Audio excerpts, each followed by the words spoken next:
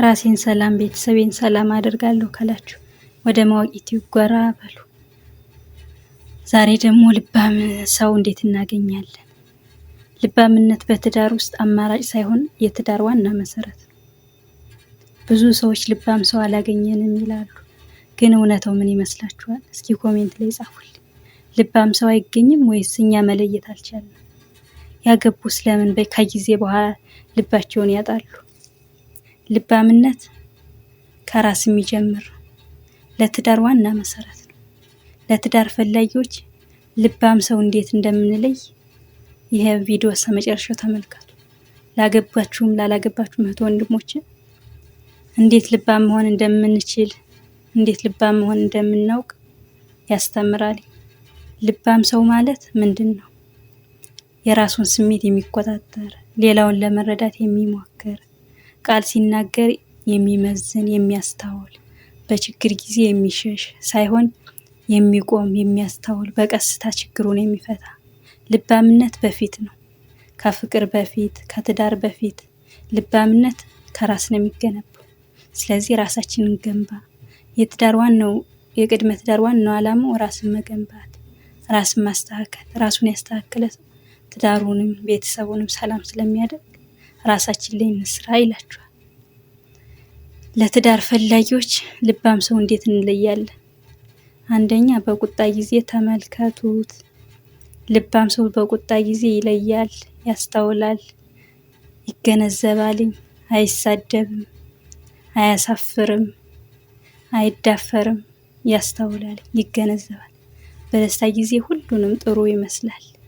በቁጣ ጊዜ ነው እውነታው የሚገለጠው። የሰው ልጅ ባህሪው በቁጣ ጊዜ ችግር በመጣ ጊዜ ነው የሚታወቀው እንጂ በደስታ ጊዜማ ማንኛውም ወዳጅ ነው። ስለዚህ ማንነታችንን ገንባ፣ ልባምነታችንን እናጠንክር ይላችኋል ቅድመ ትዳር። ላይክ ሰብስክራይብ ያደረጋችሁ ለብዙ ወንድሞች አድርሱልኝ። ሰላምታዬ በያላችሁበት ይድረስ ብያለሁ። ሌሎችን እንዴት እንደምንናገር ማድመጥ፣ ማስተዋል፣ መገንዘብ አለብን። ሁሉንም የሚያበላሸው ሰው ነው። አንቺ እንደዚህ ነሽ፣ አንተ እንደዚህ ነህ መባባል ነው ብዙ ትዳሮችን እያፈረሰ ቤቶች ሰላም እንዳይሆኑ የሚያደርግ። ስለዚህ ንግግራችን አሳምረን ቤታችንን ራሳችን ሰላም እናድርግ። ይቅርታ መጠየቅ ይቻላል። ልባም ሰው ይላል ተሳስቻለሁ፣ አጥፍቻለሁ፣ ይቅርታ አድርጉልኝ ይላል። የሚያስተውል ሰው ልባም ሰው ይቅርታ መጠየቅ በነገራችን ላይ ትልቅነት ነው። ስለዚህ ይቅርታ እንጠይቅ።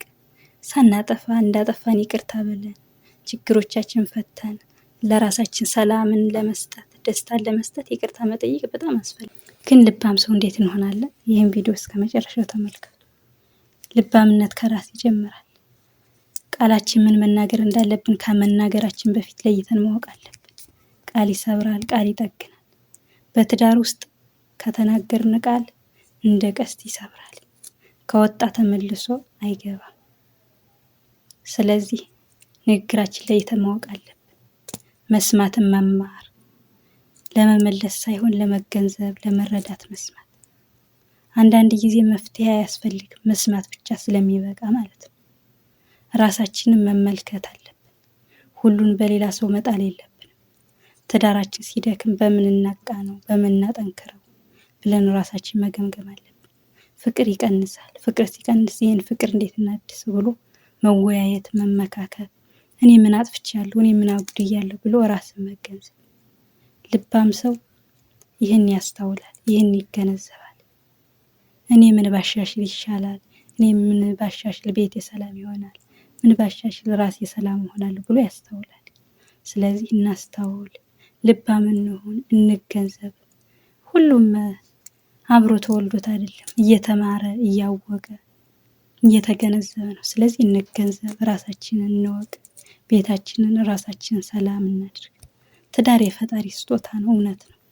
ግን እኛም ትንሽ መታከል አለብን። ሰበብ ማድረስ ስላለብን ሰበቦችን እያደረስ ራሳችን ላይ መስራት፣ ራሳችንን ማወቅ፣ ቤታችንን ራሳችንን ሰላም ማድረግ ስላለብን ልባም ሰው ለመግባት የሚፈልገውን ብቻ አይደለም ለማወቅ ለመገንዘብ ይረዳል፣ ይሰማል፣ ያስተውላል። መሆን ያለበትን ሰው ይሆናል። ትዳር እኔ ቀርቶኛ ስለሆነ አስተውለን ቤታችን ራሳችን ሰላም እንዲሆን ደስተኛ ቤተሰብ እንድንፈጥር ማስተዋል አለብን። ይሄ የሁላችንም ችግር ነው። ራሳችንን ገንብተን ቤታችን ሰላም እናድርግ። ለብዙ እህት ወንድሞች አድርሱ። ይሄ የሁላችን ችግር ነው። ብዙ እህት ወንድሞች ግራ ገብቷቸው የተቀመጡ አሉ። ላይክ እያደረጋችሁ ሰብስክራይብ እያደረጋችሁ ለምንድን ነው የማታደርሱ? መጥፎ ንግግር አልተናገርኩ፣ ዘር፣ ሃይማኖት፣ ብሔር አልነካው። ለምንድን ነው ላይክ ሰብስክራይብ የማታደርጉ? ላይክ እያደረጋችሁ ሰብስክራይብ እያደረጋችሁ ለብዙ እህቶች አድርሱልኝ። ብዙ ትዳሮችም ባለመስማማት ነው ያሉት። ያገቡትም እየተለያዩ ያላገቡትም ተስፋ እየቆረጡ ነው ያሉት። ስለዚህ ለብዙ እህቶች አድርሱልኝ፣ ለብዙ ወንድሞች አድርሱ። ይሄ የሁላችንም ችግር ነው። ብዙ ትዳሮች እንዳይስማሙ የሆኑበት ቀድመው ስላላወቁ ነው። ቀድመው ስላላወቁ ትዳር ኃላፊነት ጭምር ስለሆነ ፍቅር ነው መውደድ ነው እየተባለ የተገባኝ ሀገር ላይ ትምህርቱ የለም።